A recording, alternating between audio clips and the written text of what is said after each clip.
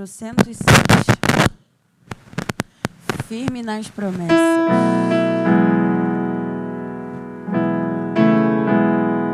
Firme nas promessas do meu Salvador. Cantarei louvores ao meu Criador.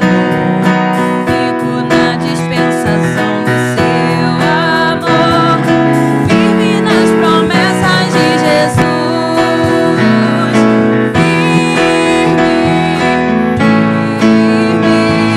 Firme nas promessas de Jesus, ó Cristo.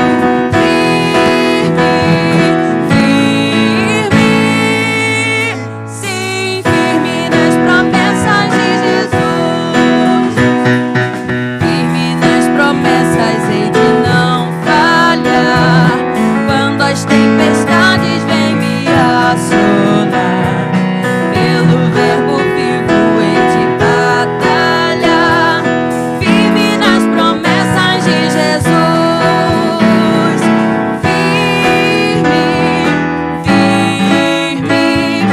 Firme nas promessas de Jesus, ó Cristo.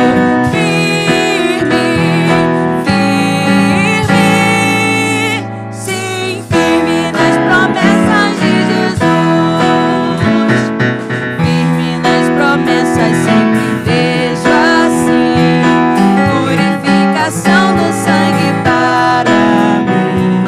Plena liberdade em Jesus sem fim. Firme nas promessas de Jesus.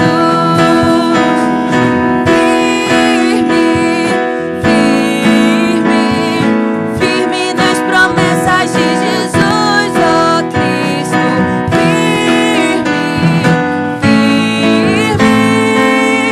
Sim, firme nas promessas de Jesus. Firme nas promessas do Senhor Jesus. Em amor ligado com a sua cruz. Cada dia mais alegro-me da luz. Firme nas promessas de Jesus. A igreja de pé.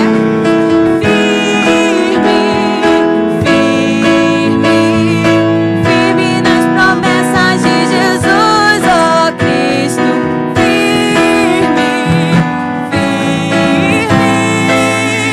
Sim, firme nas promessas de Jesus. A paz do Senhor, queridos irmãos. Excelente dia para todos. Você que encontra-se em sua casa, nos assistindo pelo canal do YouTube, sejam todos bem-vindos a esta aula da Escola Bíblica Dominical. Hoje, 25 de dezembro de 2022. Vamos estar iniciando esta aula com oração, pedindo a bênção do Senhor sobre as nossas vidas. Paizinho querido, nós queremos te louvar, te adorar, te exaltar e glorificar o teu nome, Senhor. Neste dia tão especial que nós estamos reunidos no teu nome para aprender mais e mais do Senhor. E nesta lição abençoada, Pai, pedimos a tua direção, a orientação do teu Espírito Santo, a tua graça sobre a vida dos irmãos que estão em casa, assistindo, ó Deus amado, esta aula e participando deste momento de aprendizado. Que o Espírito de Deus nos conduza nesta ministração e que também os irmãos que estão a participar desta aula sejam edificados pela instrução da tua palavra. Nós te louvamos e já te agradecemos nesta manhã por tudo, em nome de Jesus. Amém e amém. Você que tem a sua Bíblia, por gentileza, abra no texto de Mateus capítulo 4, versículo 18 a 22, João 8, 31 e 2 e João 13, 34 e 35. Estaremos estudando nesta manhã a última lição, desse ano de 2022, que tem como tema o discipulado e a maturidade. E o texto bíblico são 3, Mateus 4, versículo 18 e 20 diz assim: E Jesus, andando junto ao mar da Galileia, viu 2 irmãos, Simão, chamado Pedro, e André, os quais lançavam as redes ao mar, porque eram pescadores. E disse-lhe: Vinde após mim, e eu vos farei pescadores de homens. Então, eles, deixando logo as redes, seguiram-no. E adiantando-se dali, viu outros 2 irmãos, Tiago, filho de Zebedeu, e João, seu irmão, num barco com Zebedeu, seu pai, consertando as redes, e chamou-os. Eles, deixando imediatamente o barco e seu pai, seguiram-no. João capítulo 8, versículo 31 e 32 diz assim: Jesus dizia, pois aos judeus que criam nele: se vós permanecerdes na minha palavra, verdadeiramente sereis meus discípulos. Conhecereis a verdade, e a verdade vos libertará. João capítulo 13, versículo 34 e 35. Diz assim: um novo mandamento vos dou, que vos ameis uns aos outros, como eu vos amei a vós, que também vós, uns aos outros, vos amei. Nisto conhecerão que sois meus discípulos, se vos amardes uns aos outros. Palavra de Deus. Com base nesses textos bíblicos, nós estaremos estudando sobre o discipulado e a maturidade. Bom, e uma questão inicial que motiva, uma reflexão e uma definição sobre essa temática que estaremos estudando hoje, o discipulado. O que nós definimos como discipulado? Para que os irmãos tenham um entendimento, e a partir dessa definição, nós vamos discorrer sobre esse assunto na lição desta manhã, tá? Discipulado é o trabalho de preparação espiritual através do qual um novo crente atinge a maturidade cristã e a possibilidade de gerar novos crentes. Então veja que discipulado é mais do que uma instrução inicial daquele que recebeu a Jesus como seu Salvador, está iniciando a sua vida cristã na fé em Jesus Cristo, tá? Um discipulado, ele começa no momento inicial, quando a pessoa recebe a Jesus, mas ele permeia um processo contínuo e ininterrupto, e que esse processo tem como objetivo, conduzir esse cristão, esse novo crente, até que ele atinja a maturidade cristã, ok? E não somente isso, ele se torne uma pessoa madura espiritualmente, mas essa maturidade venha produzir nele, uma ação de gerar novos discípulos para Jesus. De certa forma, o discipulado é esse processo, o processo de desenvolvimento do discípulo de Jesus, e também que este discípulo venha entender a sua missão de gerar novos discípulos para Cristo, tá? Isso significa que o foco do discipulado é a formação de um cristão maduro e frutífero. Guarde essas duas palavras, um cristão maduro e um cristão frutífero. Maduro está associado à maturidade cristã, frutífero está associado à questão do discipulado, frutos para o Senhor. É por isso que discipulado e maturidade precisam andar de mãos dadas. Existem relações, essas relações precisam ser entendidas por nós para que possamos desenvolver na nossa vida um percurso de amadurecimento espiritual conforme o nosso Senhor e Salvador Jesus Cristo nos ensinou. Amém? Então, posto isso, no primeiro tópico da nossa lição, nós estaremos vendo sobre as relações entre discipulado e maturidade. Quais são as relações existentes, Uma coisa interessante uma vez que eu e você conhecemos essas relações, isso nos ajuda a nós termos um entendimento melhor do propósito de Deus para as nossas vidas, e à medida que nós temos esse entendimento, nós crescemos espiritualmente. Então veja, como foi apontado anteriormente, o foco discipulado é formar um cristão que, lembram?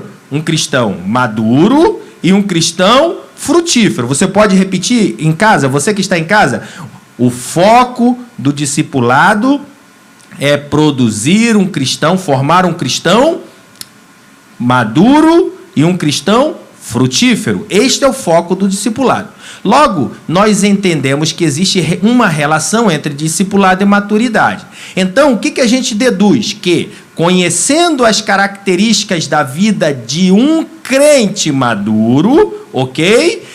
Isso nos ajuda a termos uma compreensão de como o discípulo deve atuar nesta vida, ok? Então, o que eu vou colocar agora para os irmãos são algumas características presentes na vida de um cristão maduro, para que a gente possa entender, né, qual é o propósito de Deus na vida do crente com o processo de instrução da palavra por meio do discipulado. Então, coloquei ali 5 características. Primeira característica de um cristão maduro está associada a ele ter a certeza da salvação. Irmão, se um crente não tem certeza de que ele fecha os olhos hoje e ele chega na eternidade da presença de Deus, esse crente precisa aceitar Jesus de novo. Se um crente tem medo que Jesus volte hoje para buscar a sua igreja, esse crente precisa aceitar Jesus de novo. O primeiro passo da vida de um cristão maduro é ter a consciência e a certeza da sua salvação. E esta certeza o diabo não pode tirar. Essa certeza o demônio não pode tirar da tua vida nem da minha vida. A única pessoa que pode tirar essa certeza sou eu, se for incrédulo ao projeto de Deus para minha vida e ao sacrifício de Jesus. Então, a primeira característica de um cristão maduro, ele precisa ter a certeza, ele tem a certeza da sua salvação. Ele vive nesta terra, ele trabalha, ele estuda, ele tem um relacionamento com as pessoas, mas o foco dele não está aqui, o foco dele está na presença de Deus, no encontro com Cristo. Então, veja, ter a certeza da salvação é a primeira característica que nós encontramos num cristão maduro. O cristão maduro, ele tem essa certeza. Ele não cocheia entre dois pensamentos. Ele não é aquele tipo de crente, o crente Raimundo, como muitos dizem. Não estou querendo fazer aqui apologia ao nome Raimundo, tá, irmãos? É porque no linguajar assembleano é muito comum a gente ouvir aquele crente Raimundo, um pé na igreja, um pé no mundo. Mas não é, claro que os irmãos Raimundos, né, eles são bênçãos. Eu conheço muitos que são abençoados por Deus. No entanto, não é um crente que ele hoje está na igreja, servindo a Deus, e o primeiro vento de derrota, ou um vento de luta que pode lhe causar alguma derrota momentânea, venha impedi-lo de entrar na presença de Deus, de continuar na presença de Deus. Não, o crente precisa ter a certeza, a convicção da sua salvação. Mas eu estou passando pela prova, e Deus está comigo. E se Deus me recolher hoje, eu vou entrar na presença dele e entrar no gozo celeste para todo sempre. Primeira característica, certeza da sua salvação. Você e eu precisamos ter essa certeza em nosso coração. Segunda característica, estabilidade. O que é estabilidade? É firme nas doutrinas da fé cristã. É firmeza na fé. O cristão maduro não é aquele crente, como diz a palavra de Deus, que ele é direcionado por qualquer tipo de vento de doutrina. Ah, hoje eu estou na igreja tal, porque o pastor é abençoado, ele fala comigo, ele visita a minha casa. Mas se ele não fizer por algum motivo, ele não fizer isso, então eu vou para outra igreja. Eu vou para outra igreja porque aquela irmã olhou com cara feia pro meu lado. Eu vou para aquela igreja para outra igreja porque nessa igreja ninguém mais me dá oportunidade. Ninguém consegue me enxergar. Não, irmãos, nós precisamos estar congregando na casa de Deus, firme na doutrina cristã. Eu estou congregando na minha igreja, por quê? Porque é o local onde Deus me plantou e é lá que eu vou ser instruído a ser uma pessoa firme na fé.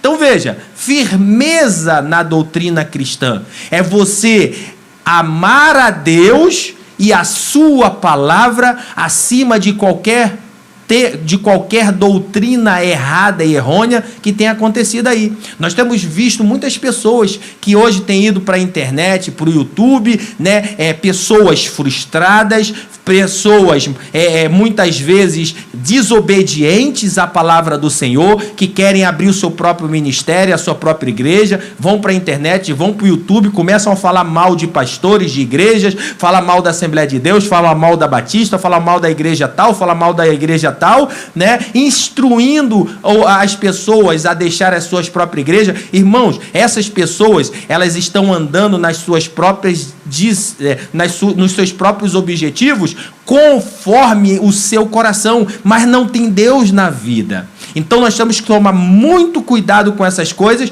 e esses tipos de pessoas precisam ser deixados de lado. São pessoas que são mercenários, que só têm o interesse de ter o sustento da sua vida por meio das ofertas dos irmãos, e não tem nada de Deus para oferecer. Então, se você conhece pessoas que estão sendo seduzidas por esses tipos de homens e mulheres que são chamados, que se denominam mulheres de Deus, procure instruir para que essas pessoas não caiam no laço, né, de Satanás e no laço dessas pessoas que infelizmente não tem nada de Deus. Então, segunda característica do cristão maduro: estabilidade. Ele serve a Deus, tem certeza no coração, mas ele está firme na presença de Deus. Ele não deixa o Senhor Jesus por nada. Terceira, semelhança com Cristo.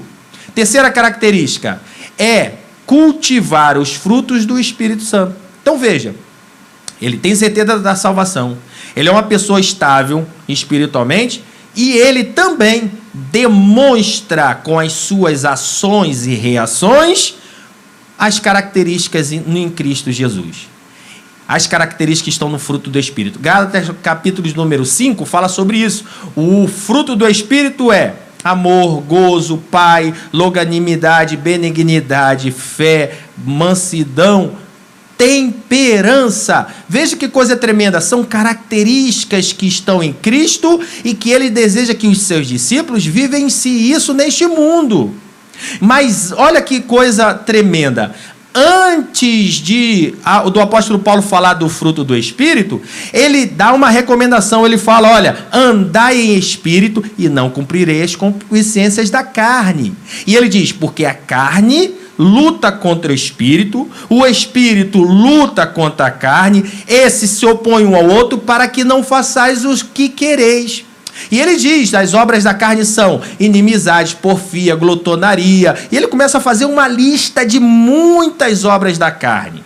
Veja, ele está querendo dizer o seguinte: se o cristão incorrer nas práticas da sua natureza pecaminosa, o resultado será, consequentemente, uma queda espiritual, né? Um afastamento de Deus. Mas o crente precisa alimentar a sua vida espiritual e andar no Espírito, para que assim ele vivencie na sua vida os frutos do Espírito e manifeste a glória de Deus aos homens. Amém? Então, semelhança com Cristo, fruto do Espírito, independência na aplicação da palavra de Deus. O que é isso? Ele sabe encontrar na Bíblia as respostas para as demandas da sua vida. Em outras palavras, ele é um crente que tem conhecimento da palavra e manuseia a palavra com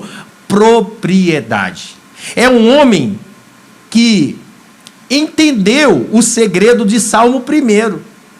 É uma mulher que entendeu o segredo do Salmo 1. Veja que essas são características de um crente maduro. E o que diz Salmo 1? Bem-aventurado o homem que não anda segundo o conselho dos ímpios, não se detém no caminho dos pecadores e não se assenta na roda dos escarnecedores. Aí ele diz assim: antes, ou seja, ele começa vai dar uma característica daquele que não anda de acordo com esses princípios, mas antes tem o seu prazer na lei do Senhor, medita na sua lei de dia e de noite. E ele diz: pois será como árvore plantada junto a ribeiros de água, a qual dá o seu fruto na estação própria, cujas folhas não caem, e tudo quanto fizer prosperará. Olha que coisa tremenda. Essas são características do crente maduro. É aquele que está firmado na palavra. É aquele que tem prazer na meditação na palavra. É aquele que envolve-se com a palavra. E quando ele tem esta característica e na sua vida ele tem uma vida de envolvimento com a palavra de Deus, a palavra de Deus, ela instrui, ela alimenta, ela orienta, ela santifica, ela limpa, a palavra de Deus conduz, a palavra de Deus, ela cura também, né? Quantos de nós fomos alcançados pela cura de Deus? Ao lermos a palavra, o nosso coração se enche de fé, nós verbalizamos aquilo que lá está, repreendemos as enfermidades e somos curados. O que é isso? É a palavra de Deus. Diz a palavra de Deus, o Senhor Jesus, passarão os céus e a terra, mas as minhas palavras não passarão. Então é uma outra característica. A independência da aplicação da palavra significa que o crente maduro, ele manuseia bem a palavra da verdade. Aqui a gente não está dizendo somente os obreiros. O crente maduro não é porque uma pessoa é obreira, somente por ser obreira que ela vai ter, ou um obreiro, né, vai ter a condição e a obrigação de ter contato com a palavra de Deus. Não. Todos nós precisamos ter esse entendimento, que para buscarmos o amadurecimento espiritual, nós precisamos ter uma vida de envolvimento com a palavra de Deus. E por último, reprodução espiritual. O que é isso, reprodução espiritual? O testemunho de sua transformação e seu empenho, né, em fazer outros discípulos de Jesus. Em outras palavras, irmãos, o crente maduro, ele produz fruto para Deus. O crente maduro, ele tem isso no seu coração, a necessidade de gerar novos discípulos para Deus. Ele é um discípulo e, por esse motivo, ele tem no coração uma necessidade de gerar novos discípulos. Por isso que ele fala de Jesus, por isso que ele busca praticar o bem, busca conduzir a pessoa ao caminho correto da salvação e, mais do que isso, ele ajuda na instrução, principalmente na caminhada cristã. Então veja que coisa interessante. Já percebemos que existe uma relação entre discipulado e maturidade. Perfeito? Eu coloquei essas 5 características para que nós possamos entender que, uma vez que eu conheço as características de um crente maduro, eu posso, na minha vida, me preparar cada vez mais para desenvolver a minha vida num processo de maturidade espiritual. Amém? Então veja, esse é o objetivo de Deus para a vida do cristão. O objetivo de Deus para a vida do cristão é que ele seja desenvolvido espiritualmente, né, no processo de maturidade espiritual através da instrução da palavra do Senhor. Bom, segundo tópico da nossa lição, fala sobre as implicações do discipulado. Uma vez que eu sei que existe uma relação entre discipulado e maturidade, né? O crente maduro é aquele que é envolvido num processo contínuo e ininterrupto de discipulado. Ele começa no dia que ele aceitou a Jesus, ali tem as primeiras aulas na classe da integração, né? E ele continua nesse processo de aprendizado, desenvolvendo-se como discípulo de Cristo, ok? E quando é que eu paro no processo discipulado? Você nunca para. Você sempre está aprendendo. Você precisa sempre estar sendo instruído pelo Senhor, né? A Bíblia fala, olha, relacionada a isso, em Oséias capítulo 6, versículo 3. Conheçamos e prossigamos em conhecer ao Senhor. Eu tenho um conhecimento de Deus no dia que eu recebo como o meu Salvador e o meu Senhor, Senhor da minha vida. Mas eu preciso prosseguir nesse conhecimento. E quando a gente prossegue nesse conhecimento, à medida que eu prossigo no conhecimento de Deus, novos conhecimentos eu tenho dele e da sua obra na minha vida, do seu propósito na minha vida. Então, por isso que Oséias fala, conheçamos e prossigamos em conhecer ao Senhor. Esse é um processo. Bom, no tópico 2, o discípulo maduro tem relacionamento com Cristo. Eu coloquei ali pelo menos 2 implicações sobre o discipulado. E o primeiro, o discípulo maduro tem relacionamento com Cristo. Veja que coisa interessante. Deus anseia ter verdadeiramente intimidade conosco. Ter comunhão com Deus é o maior privilégio do crente. Veja que coisa interessante. Deus está no trono, mas Ele está dentro do meu coração, na minha vida, através do Espírito Santo que habita em nós. E Ele deseja ter esse relacionamento, esta comunhão, né? E é um privilégio. À medida que nós nos dedicamos no relacionamento com Deus, passamos de uma visão estreita e legalista do Senhor para um conhecimento dele como Pai e amigo. Veja que coisa interessante. O próprio Senhor Jesus, ele fala em relação a esse relacionamento em João capítulo número 15, ele diz, olha, Deus, ele é a videira verdadeira, né? Ele é a videira, Jesus é a videira verdadeira e o meu Pai, o Pai de Deus, o lavrador. E ele diz assim, ó, toda vara que está em mim é limpa, né? E para que dê mais fruto. Aquela que não dá fruto é retirada. E ele diz assim, olha, vós já estáis limpo pela palavra que eu vos tenho falado. Mas aí lá no versículo número 5, ele começa já a esclarecer algumas questões. Ele diz, olha, se vós estiveres em mim e as minhas palavras estiverem em vós, pedirei tudo o que quiseres e vos será feito.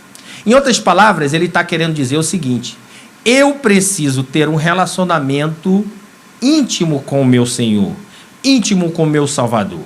Eu preciso que Ele esteja em mim, mas eu preciso que também eu esteja nele. As palavras dele estejam em mim, mas eu esteja nele. Significa que eu preciso andar como ele andou. Eu preciso desenvolver um relacionamento profundo com ele. E esse relacionamento envolve comunicação. O crente que não ora, o crente que não busca, o crente que não fala com Deus e não espera Deus também falar com ele, porque tem aquele crente que só vai falar com Deus quando quer pedir, né? Senhor, me dá, Senhor, abençoa, Senhor, eu vim buscar isso. Não, irmãos, a primeira coisa que nós temos que entender, quando nós nos aproximamos de Deus, é agradecer a Ele pelo que Ele é em nossas vidas. É adorá-lo na beleza da sua santidade.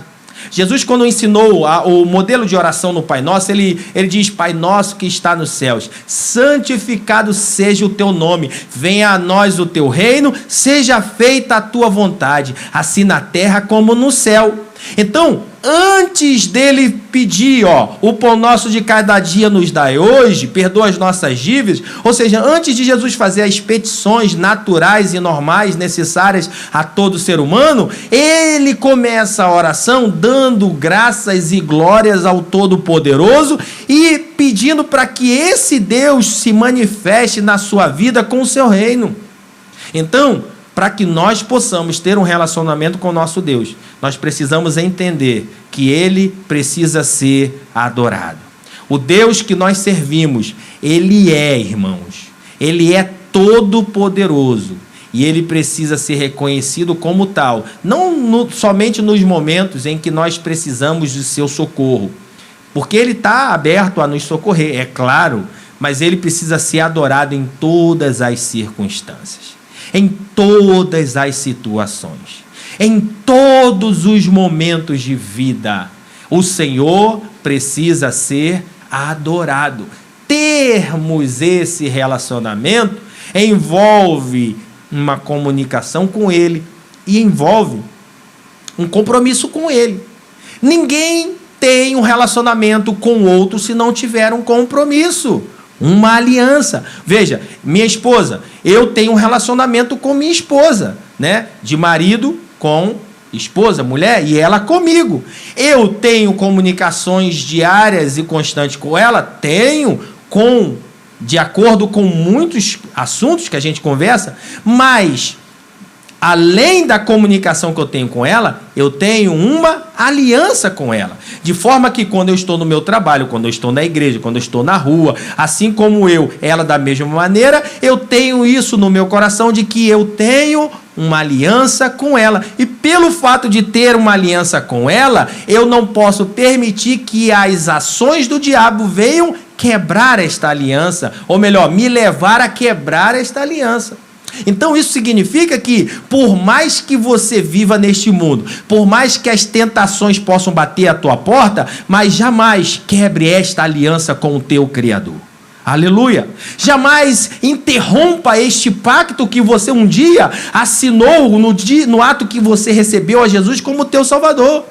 Jamais quebre esta aliança, esse compromisso que tu tens com Ele. Por quê? Porque Ele precisa ser revelado na tua vida, não somente com o Deus que te abençoa, mas o Deus que Ele é o motivo pelo qual você existe e vive neste mundo.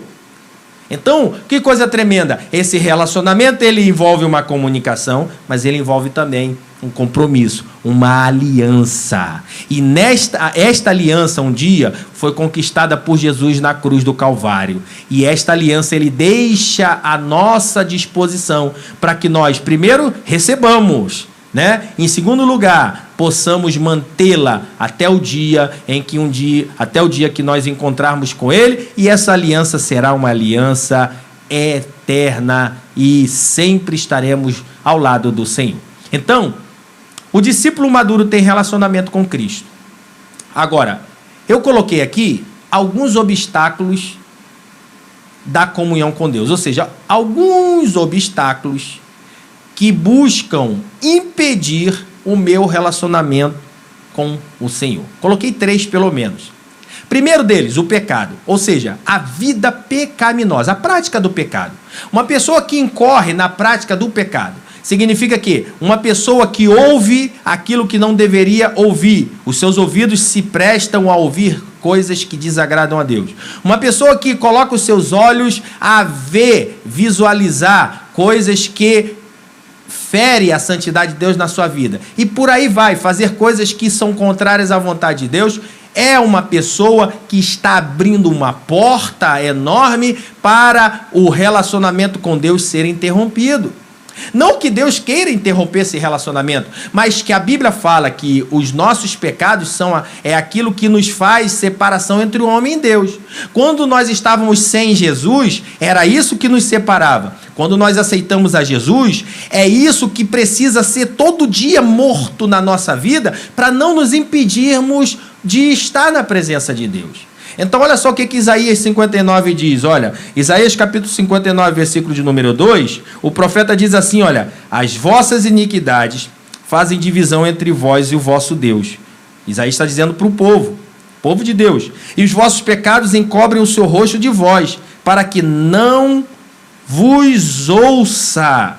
Então veja, antes do profeta Isaías alertar o povo de que de fato existia uma barreira na vida deles, que era o pecado, ele diz assim, ó, eis que a mão do Senhor não está encolhida para que não possa salvar, nem o seu ouvido agravado para que não possa ouvir. Então, se eu não consigo ver mais o operar de Deus na minha vida, se eu não consigo mais ouvir Deus falando comigo, se eu não consigo mais perceber a sua presença, é porque existe alguma coisa em mim que está impedindo o meu relacionamento com Ele.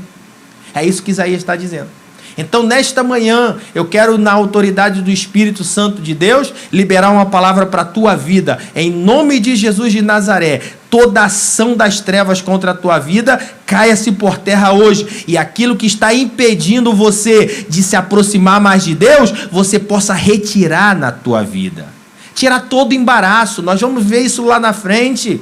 Tudo aquilo que impede Deus se revelar a você e você se voltar para Deus. Outra coisa que pode ser um obstáculo à plena comunhão, relacionamento com Deus, é amargura e falta de perdão.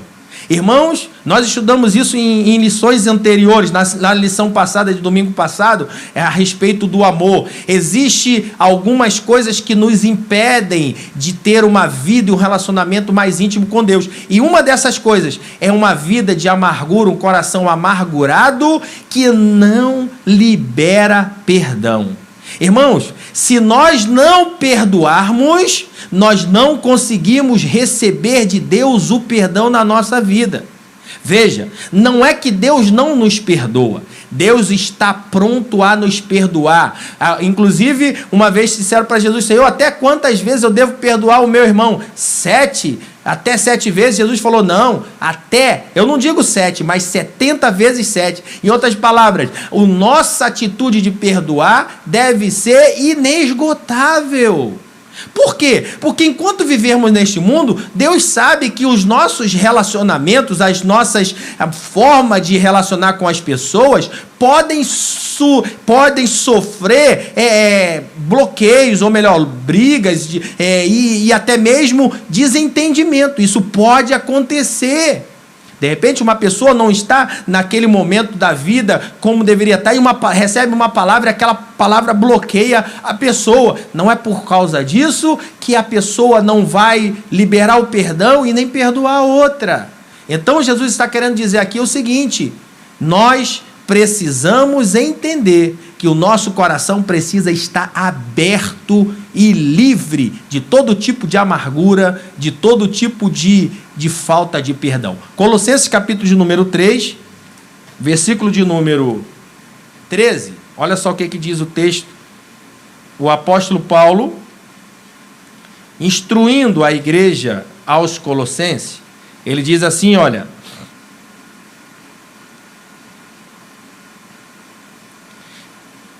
versículo de número 13. Primeiro, versículo de número 12. Revesti-vos, pois, como eleitos de Deus, santos e amados, de entranhas de misericórdia, de benignidade, humildade, mansidão e longanimidade.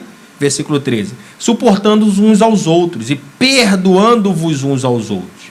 Se algum tiver queixa contra o outro, assim como Cristo vos perdoou, assim vós fazeis o mesmo. Então veja que coisa tremenda. Um dos obstáculos que pode impedir a minha comunhão com Deus é a falta de perdão. Não tem como eu querer buscar a Deus, alcançar os benefícios de Deus, se no meu coração existe amargura e bloqueio contra a vida de um irmão. Nós precisamos perdoar. Isso é uma coisa muito séria, irmãos. Porque tem pessoas que não rompem na sua vida espiritual, ou na sua vida sentimental, ou na sua vida profissional, porque o seu coração está amargurado, preso e não libera o perdão. Ah, mas é a pessoa que tem que me pedir perdão. Não, em primeiro lugar, se você é servo de Deus, se você recebeu a salvação em Cristo Jesus, você precisa entender que você precisa liberar o perdão. Jesus, quando falou e ensinou a oração, como eu falei para os irmãos, primeiro ele adora a Deus, depois ele diz, olha, o pão nosso de cada dia nos dai hoje, perdoa, Senhor, as nossas dívidas, assim como nós perdoamos os nossos devedores. Ele está querendo, Senhor, me perdoa na mesma medida e proporção que eu perdoo aqueles que me devem, aqueles que me feriram, aqueles que me magoaram. Agora, se eu não perdoo, não libero perdão àqueles que me feriram, me magoaram, aqueles que me perseguem, como é que eu vou requerer de Deus o perdão para a minha vida? Como é que eu vou querer de Deus requerer o amor para a minha vida se eu não amo o meu irmão? Então, é por isso que nós precisamos ter o entendimento de que, para eu ter um relacionamento com Deus, eu preciso ter um relacionamento com o meu irmão, com a minha irmã, com a pessoa do convívio cristão, e isso é agradável aos olhos de Deus. Bloqueio que pode impedir, vida que não libera perdão. E último, cuidado demasiado com a vida. O que é isso, pastor? Cuidado demasiado com a vida. É colocar o coração nas coisas deste mundo. Isso pode impedir o teu relacionamento com Deus. 1 João capítulo número 2, versículo 15 e versículo 17, o próprio João ele nos alerta algo que Jesus já alertava em Mateus capítulo 6. João ele diz assim, olha, não ameis o mundo e nem o que no mundo há. Porque todo aquele que ama o mundo, o amor do Pai não está nele. Significa que se eu empreendo neste mundo colocar o meu coração, eu não consigo permitir que o amor de Deus permeie o meu coração. Por quê? Porque o meu coração é de outro. E ele vai esclarecer que tipo de amor é esse. Ele diz, porque tudo que há no mundo, a concupiscência dos olhos, a concupiscência da carne e a soberba da vida não é do Pai, mas do mundo. E o mundo passa e a sua concupiscência, mas aquele que faz a vontade de Deus permanece para sempre. Em outras palavras, ele está querendo dizer o seguinte, se eu não tenho tempo para orar, se eu não tenho tempo para ir para a casa de Deus, se eu não tenho tempo para respirar Deus na minha vida, eu não tenho tempo para receber de Deus a sua presença. É impossível eu querer agradar a Deus e agradar a mim mesmo. Jesus falou, olha, não é possível servir a dois senhores, porque ou agrada um ou agrada o outro. É impossível servir a Deus e a Mamon. Naquele contexto, Jesus estava falando Mamon, o Deus da riqueza. Aí alguém fala, mas é só os deuses da riqueza. Não, quantos ídolos existem nesse mundo e que muitas vezes nos levam a querer ocupar o lugar de Deus. Eu não posso ter a minha vida dividida. A minha vida precisa estar plena diante de Deus. Até no meu trabalho, até nos meus estudos, até nas minhas escolhas e decisões. Irmão, nas nossas decisões, nós precisamos colocar Deus em primeiro lugar. Sabe por quê? Porque Deus, Ele sempre tem o melhor para nós. E às vezes, aquilo que nós queremos, e Deus diz, olha, não é por aí. Mas se você obedecer à voz de Deus, no final você verá que a recompensa é uma recompensa de paz, gozo e alegria. Mas se eu quiser colocar a minha vontade em ação, sabendo que estou desobedecendo a Deus, aí eu posso incorrer num grande perigo. Então tome cuidado. Nós estamos iniciando, já daqui a alguns dias, um novo ano, uma nova vida. Desde que o Espírito Santo de Deus venha dirigir os teus passos, nas tuas decisões. Não tome decisões precipitadas. É claro que a decisão é sua, as escolhas são suas, mas Deus, Ele, quando tem um relacionamento comigo e eu com Ele, Ele nos faz entender a sua vontade. Deus jamais vai permitir que você venha andar por caminhos tortuosos sem te permitir entender que aquilo ali é um caminho contrário à sua vontade, se você tem comunhão com Deus. É claro que muitas pessoas, infelizmente, agem de maneira completamente fora do projeto de Deus. Por quê? Porque já não tem mais uma comunhão com o Senhor. Já vive pelas suas próprias ambições e vontades. Então nós temos que ter muito cuidado e não ter um apego, nosso coração, nas coisas deste mundo. Jesus falou, olha, Mateus capítulo de número 6, vou ler com os irmãos, Bíblia Sagrada. Você que tem a sua Bíblia em casa, pode marcar, pode abrir juntamente comigo. Mateus capítulo número 6. Jesus diz assim, olha, no capítulo que ele instrui acerca dessas coisas, ele diz, não ajunteis tesouros na terra, onde a traça e a ferrugem tudo consome, onde os ladrões minam e roubam, mas ajuntais tesouros no céu, onde nem a traça nem a ferrugem consomem, e onde os ladrões não minam nem roubam. E ele termina dizendo, porque onde estiver o vosso tesouro, aí estará o vosso coração. Pastor, é pecado então eu buscar um carro novo, uma casa nova, uma profissão nova? Não, não é pecado e pelo contrário, a Bíblia nos instrui a isso. Você buscar, você bater, conquistar coisas para o seu benefício, claro, é do sustento do teu trabalho. Se você quer trabalhar, por exemplo, numa área relacionada à engenharia, você tem que fazer um curso de engenharia. Ninguém vai permitir que você seja um engenheiro sem uma formação, então você tem que estudar. Para você ser um engenheiro, né, que tenha condições de trabalhar e bem, você tem que estudar, fazer um curso melhor, né, ser um bom profissional. Isso faz parte da vida. Agora, o que eu não posso fazer é, uma vez que eu me informei, eu destinar toda a minha vida em função daquela profissão e deixar de lado o ofício para Deus. É isso que a Bíblia nos alerta. Não coloque o teu coração nas coisas deste mundo. Não ajunteis tesouro. Tem pessoas que querem ser estrela, querem ser visualizada por muitos, né? Querem ser um líder bem-sucedido e não há problema nisso. Não há. No entanto, querem para o seu bel prazer. Colocam o coração nas coisas deste mundo. Muitas vezes fazem acordos profanos e até questionáveis, né? E que Deus muitas vezes não está em determinados acordos. Para quê? Para que o seu ego venha ser exaltado. E aí eu pergunto, aonde é que o Senhor está nesta situação? É o que Jesus está dizendo. Não ajunteis tesouro, fama, sucesso, status neste mundo, né? A não ser que este sucesso, status, fama sejam algo que venha produzir o efeito para a glória de Deus, e é Deus que está direcionando. Está entendendo? O fama, sucesso e status que eu estou dizendo é a pessoa ser bem sucedida nesta vida e mesmo assim não deixar a sua posição de servo de Deus. É isso que Jesus está ensinando, porque onde estiver o vosso tesouro, aí estará o vosso coração. Então esses obstáculos podem impedir o relacionamento com Deus.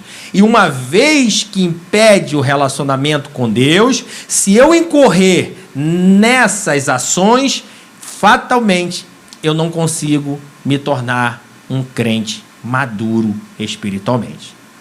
Segunda implicação do discipulado. Nós vimos que a primeira implicação nos conduz a um relacionamento profundo e íntimo com o Senhor. Mas também vimos que precisamos tomar cuidado com algumas coisas que querem nos impedir esse relacionamento, né? Agora, a segunda implicação qual é a segunda implicação? O discípulo maduro, ele dá fruto. Então veja, a primeira implicação está relacionada a um relacionamento com Deus, né? No processo de amadurecimento espiritual. O segundo é que ele dá fruto. A vida de Cristo em nós é a razão de podermos dar muito fruto. João capítulo 15, de 1 a 9, fala sobre isso. Tem Gálatas capítulo 2, versículo 20, Colossenses 1 e versículo 27, né?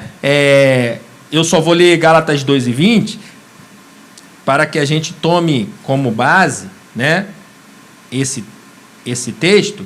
Gálatas capítulo número 2, versículo de número 20, o apóstolo Paulo diz assim: já estou crucificado com Cristo, e vivo não mais eu, mas Cristo vive em mim. Aceitei a Cristo, recebi Jesus, ele vive em mim. Agora olha só o que ele diz: e a vida que agora vivo na carne, ou seja, vivo neste mundo, né? Vivo-a na fé do Filho de Deus, o qual me amou e se entregou a si mesmo por mim. Então esta vida tem que glorificar a Deus. E esta vida de frutificação, né, consiste na igreja ou no discípulo crescer, a igreja crescer em números de discípulos e que estes discípulos desenvolvam-se espiritualmente para alcançar a semelhança de Cristo. Olha só que coisa interessante. Mateus capítulo de número 28, quando Jesus já tinha ressuscitado e antes de ser elevado à presença de Deus, antes de ir embora, ele reúne os seus discípulos e olha só o que ele diz para os seus discípulos. Mateus 28, versículo de número 19 e 20. Ele diz o seguinte, olha: portanto, ide, ensinai a todas as nações, batizando-as em nome do Pai, do Filho e do Espírito Santo, ensinando-as a guardar todas as coisas que eu vos tenho mandado. E eis que estou convosco todos os dias, até a consumação dos séculos. Veja que o processo de frutificação é uma missão recebida de Cristo. A igreja recebe essa missão de Cristo. Para quê? Para gerar novos discípulos. Para instruir novas vidas a caminhar nesse processo de discipulado até que ela chegue a uma condição que ela não somente entenda a sua missão, que é gerar novos discípulos, mas ela comece a exercer este ofício.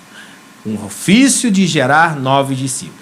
Então veja, nesse processo de frutificação também existe alguns obstáculos.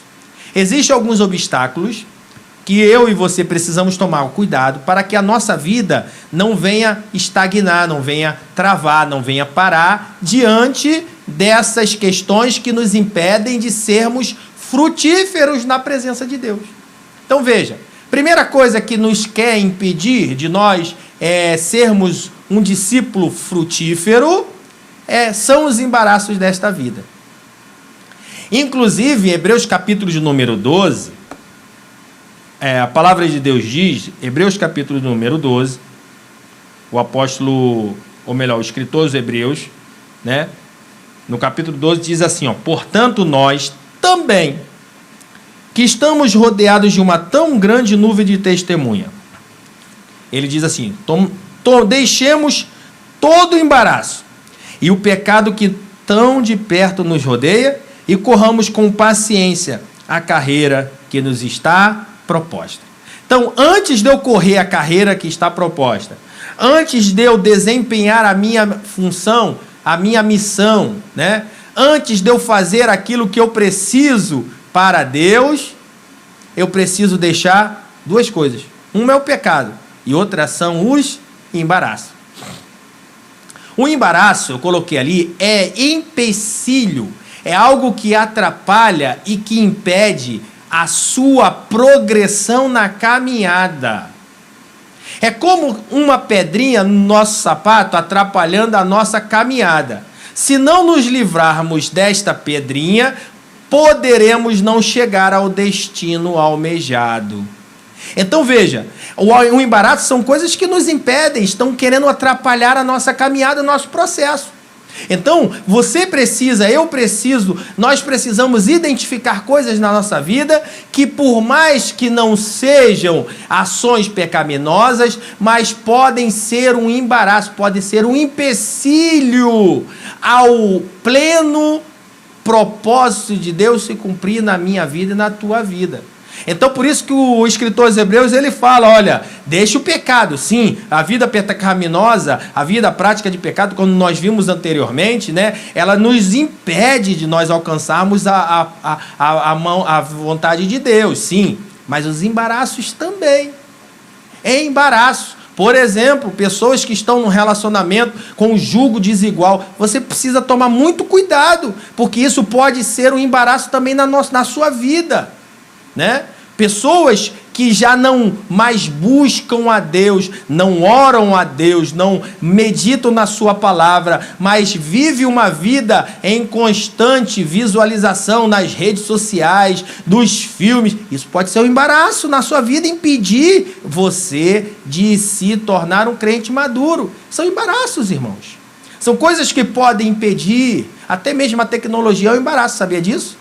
Ela pode se... Melhor, deixa eu corrigir. Ela pode se tornar um embaraço na nossa vida. Se eu, por exemplo, uso as redes sociais constantemente e para visualizar coisas que não edificam, aquilo pode se tornar um embaraço na minha vida e tirar o tempo sagrado que eu tenho de relacionamento com Deus e de frutificação na presença de Deus. Então nós precisamos tomar cuidado com isso, porque a tecnologia também é uma bênção. Por exemplo, você está em casa hoje, está nos ouvindo a partir de uma mídia social, e louvado seja Deus por isso. Esta mídia social está tendo o canal de levar a palavra de Deus à tua casa, à tua vida, e ser um instrumento de bênção para ti. Mas a mesma mídia social que está sendo o canal de bênção para a tua vida, levando a palavra de Deus na sua casa, se ela for usada de maneira incorreta, se ela for usada de maneira errada, ela pode se tornar um embaraço. Então, primeiro obstáculo que nós precisamos tomar cuidado são os embaraços. Segundo, olhar para trás. O que significa olhar para trás? Significa não prosseguir em frente no seu intento, abrir mão voluntariamente de algo, abster-se, abdicar, renunciar.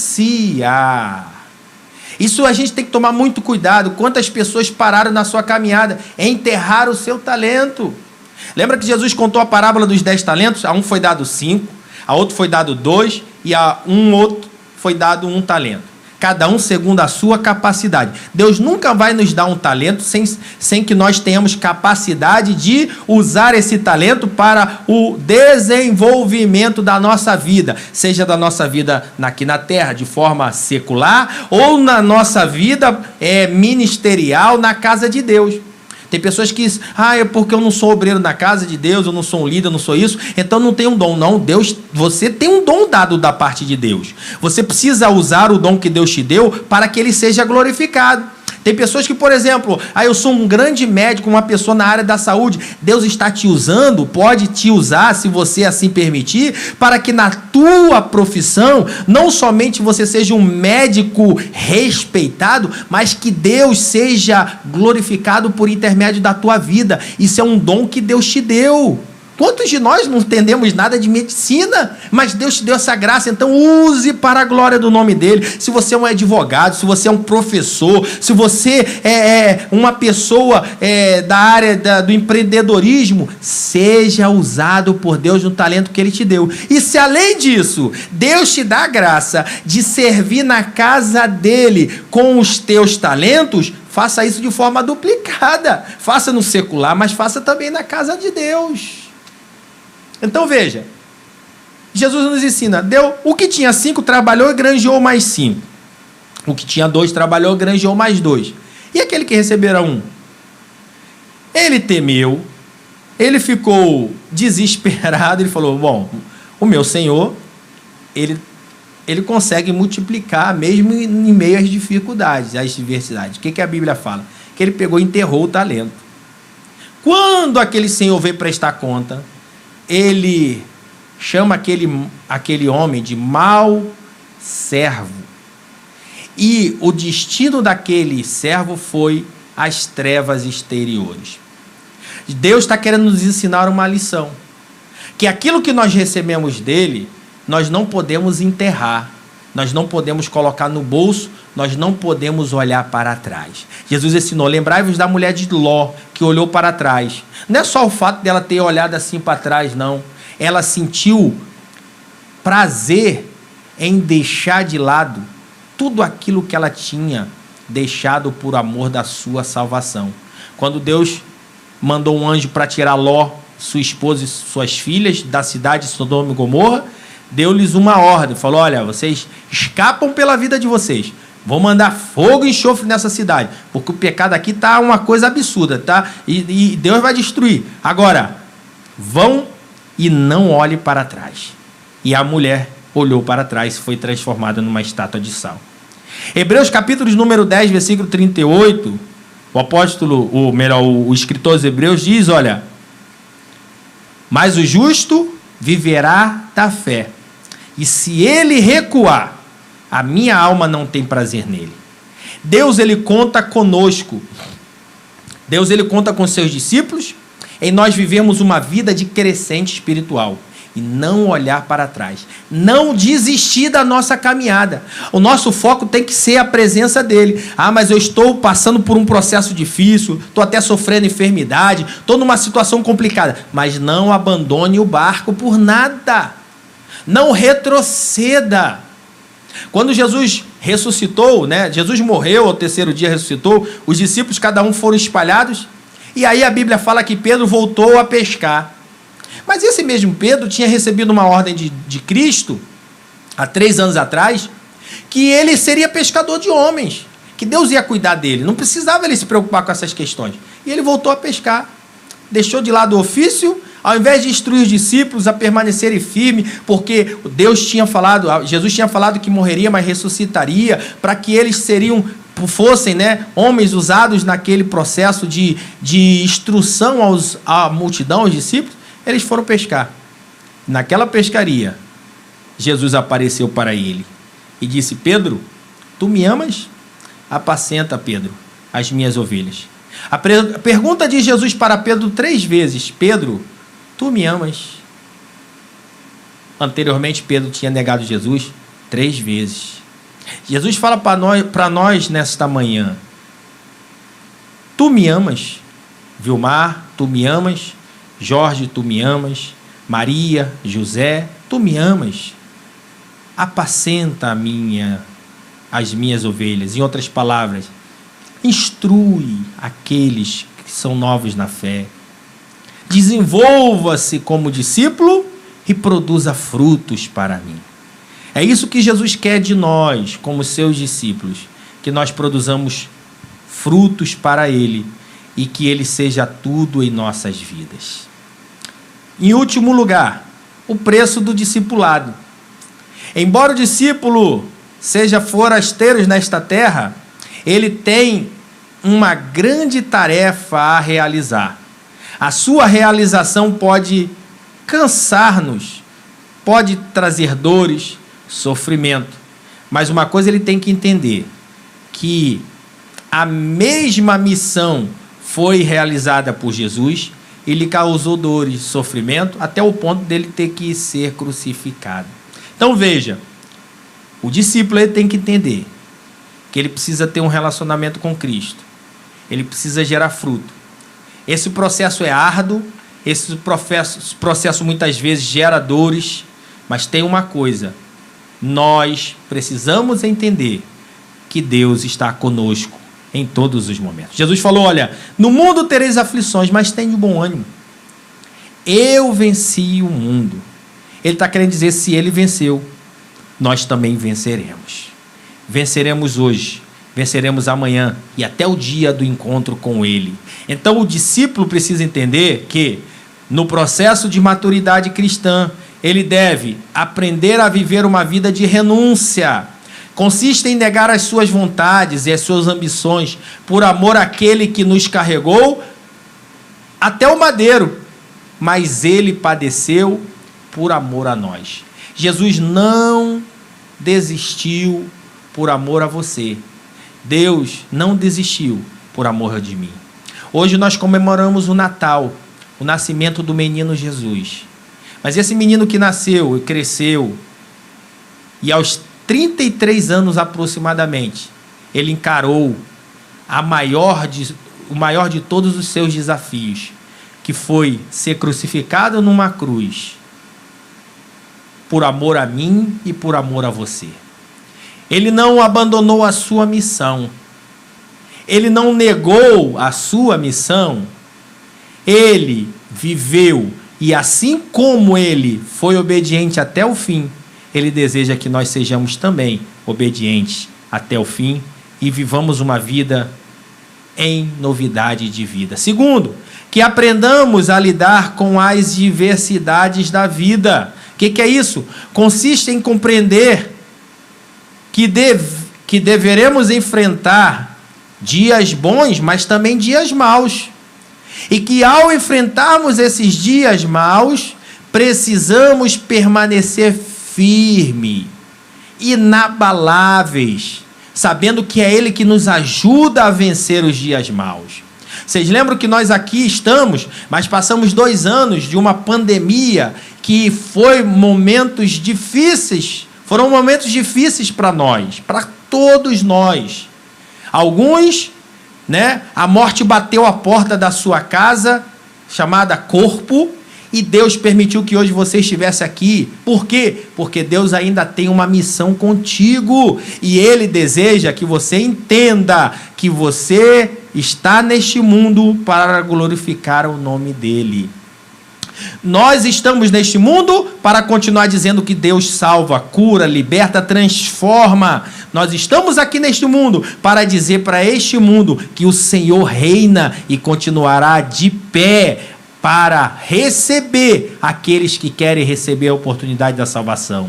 Então, 2 coisas nós precisamos aprender. Primeiro, a nossa vida tem que ser de renúncia. Deus, Ele precisa ser tudo na minha vida. Precisamos mortificar as nossas paixões e concupiscência. Ou seja, a natureza carnal, ou melhor, pecaminosa que nós herdamos de Adão, precisamos mortificar, como diz o apóstolo Paulo em Romanos capítulo 6. Para quê? Para que Deus seja revelado na minha vida e glorificado nas minhas ações e atitudes. E que em meio às adversidades nós entendamos que é Ele que nos ajuda a vencer e a superar todos os obstáculos.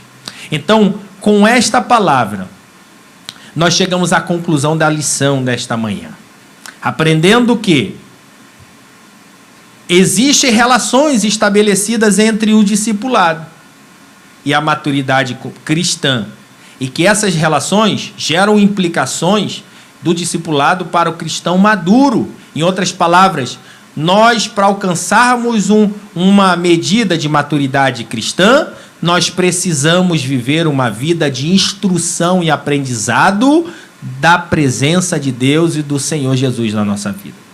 Vimos que a missão da igreja é formar um cristão maduro e frutífero através do processo de discipulado. Ou seja, discípulo gera novos discípulos. Um dos lemas aqui da nossa igreja é: ovelha gera ovelha. Um discípulo gera novos discípulos para Deus. Portanto, como discípulos maduros, não deixemos de anunciar a boa nova de salvação, e quando concluirmos a nossa tarefa, aqui podemos nos regozijar com Jesus no nosso verdadeiro lar. Que Deus abençoe a tua vida, rica e poderosamente. Nós não poderíamos terminar esta aula nesta manhã sem louvar a Deus por tudo que Ele fez durante este ano e este trimestre, por entender que esse caminho da maturidade é um caminho que não cessa. Ainda que alguns de nós saibamos ou entendamos, pelo que nós estudamos neste trimestre, que estamos num processo, numa vida madura, precisamos aumentar na nossa vida o processo de maturidade cada vez mais, para não permitirmos que nenhuma decisão ou atitude errada venha ferir Deus na nossa vida, né? Então, que Deus continue abençoando a tua vida. Nós assim terminamos a última lição desse trimestre, louvando a Deus, porque é Ele que tem nos sustentado até os dias de hoje. Eu quero desejar a você um feliz Natal, um excelente domingo na presença de Deus, que a tua casa seja repleta dessa paz. Não a paz que o mundo está procurando, né? E que procura em muitas coisas e de forma errada.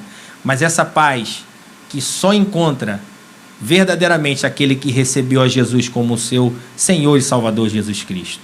A este que nós estamos comemorando no dia de hoje, o nascimento, que na verdade nasceu há mais de 2000 anos atrás, é esse que quer fazer parte das nossas mesas, mas também quer fazer parte do nosso coração para fazer uma grande festa na nossa vida. Eu termino com o texto de Apocalipse capítulo 3, versículo 20. Jesus, o mesmo que nós estamos comemorando hoje no Natal, ele diz: olha, eis que estou à porta e bato. Se alguém ouvir a minha voz e abrir a porta, eu entrarei, cearei com ele e ele comigo. Esta é a mensagem de Jesus para este Natal. Ele está batendo a porta do nosso coração. Ele só quer que nós abramos a porta do nosso coração. E se você já abriu, louve e adore ao Senhor, porque Ele está fazendo contigo uma grande festa na tua vida. Mas se você de repente ainda está resistente a abrir a porta do teu coração para Ele, deixa que o Espírito Santo venha conduzir a tua vida.